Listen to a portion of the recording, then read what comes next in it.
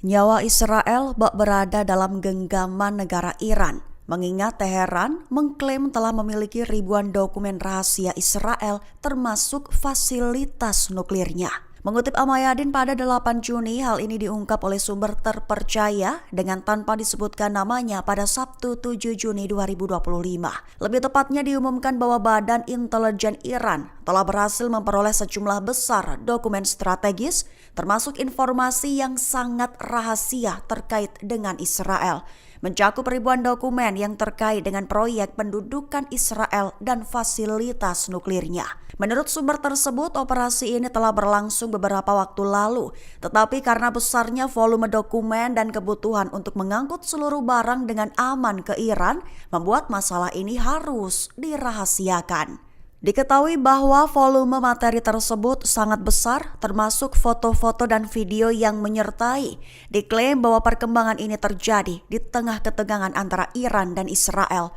Mengingat Israel terus mendorong tindakan militer terhadap kemampuan nuklir Iran, disebut sebagai sebuah langkah yang telah diperingatkan oleh Teheran. Media Israel melaporkan insiden keamanan serius di Khan Younis, selatan jalur Gaza, 7 Juni pagi waktu setempat, di mana 4 tentara Israel tewas dan 5 lainnya terluka akibat ledakan alat peledak selama operasi penggeledahan di sebuah gedung. Mengutip Kabarni pada 8 Juni, hal ini diutarakan oleh juru bicara militer Israel, Brigadir Jenderal Avi Defrin. Sementara koresponden Or Hiller menyatakan bahwa militer Israel telah mengizinkan publikasi informasi mengenai kejadian yang digambarkan sebagai peristiwa sulit tersebut. Channel 11 melaporkan lebih detail bahwa pada pukul 6:10 pagi, pasukan mengalami kesulitan saat membuka pintu di dalam sebuah gedung, lalu alat peledak meledak dan menyebabkan keruntuhan bangunan.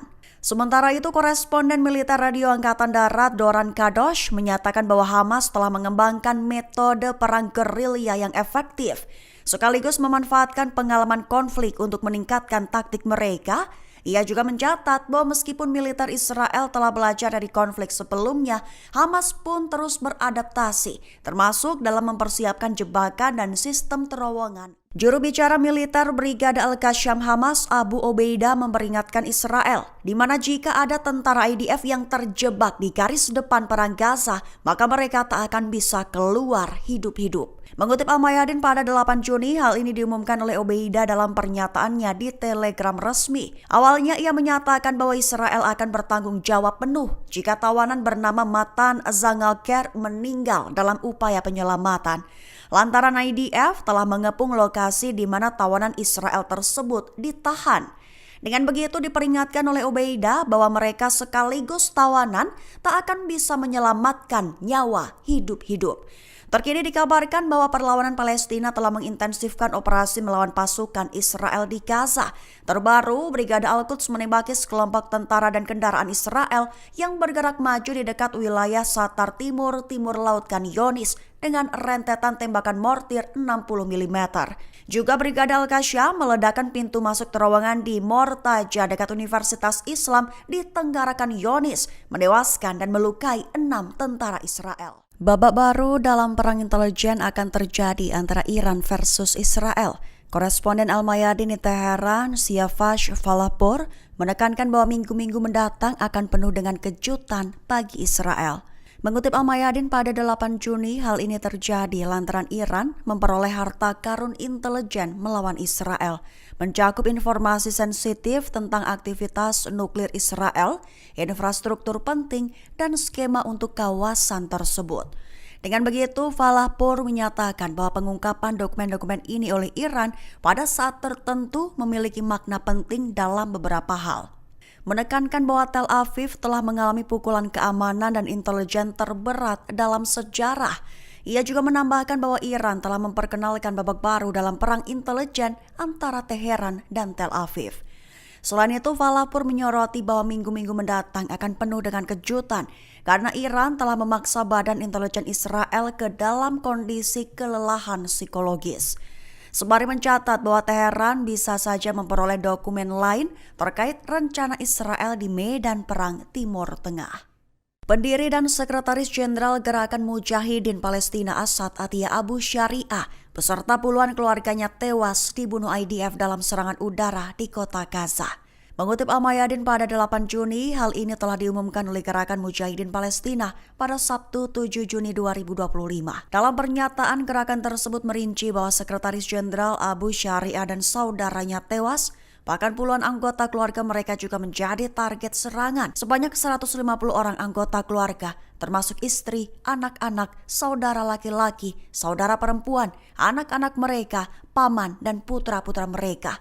Lokasi pasti insiden ini terjadi dalam serangan udara Israel di lingkungan Sabrah, kota Gaza pada Sabtu kemarin. Sebagai informasi saja, gerakan tersebut memuji warisan Abu Syariah, menggambarkannya sebagai pejuang veteran yang terlibat dalam pertempuran yang tak terhitung jumlahnya selama 25 tahun lamanya. Menteri Keuangan Israel Bezalel Smotrich menyatakan bahwa Israel siap melakukan eskalasi dan tindakan sepihak di tepi barat. Pernyataan itu ia sampaikan sebagai respons terhadap dorongan dari Prancis dan negara-negara Eropa lainnya yang mendukung pengakuan negara Palestina. Mengutip kabar ini pada 7 Juni, Smotrich memaparkan rencananya yang mencakup penerapan kedaulatan atas area C di tepi barat dan pengusiran warga Khan al-Ahmar. Selain itu, ia juga berencana menghentikan transfer dana ke otoritas Palestina yang dikhawatirkan dapat melumpuhkan sistem perbankan di wilayah tersebut. Rencana ini disampaikan Smotrich dalam pertemuan dengan wartawan saat kunjungan ke permukiman di tepi barat. Menurut Israel Hayom, kunjungan itu mencakup lokasi strategis yang akan dibangun permukiman baru, termasuk di dekat Jalan 434 yang menghubungkan tepi barat dengan Tel Aviv. Di sisi lain, pasukan Israel menyerbu kota Beit Furik, timur Nablus, yang memicu bentrokan dengan warga Palestina yang menghadang penggerebekan tersebut. Dalam operasi itu, pasukan menggunakan peluru tajam, granat kejut, dan gas air mata. Adapun Beit Furik sendiri diketahui telah menjadi target penggerebekan berulang dalam beberapa hari terakhir.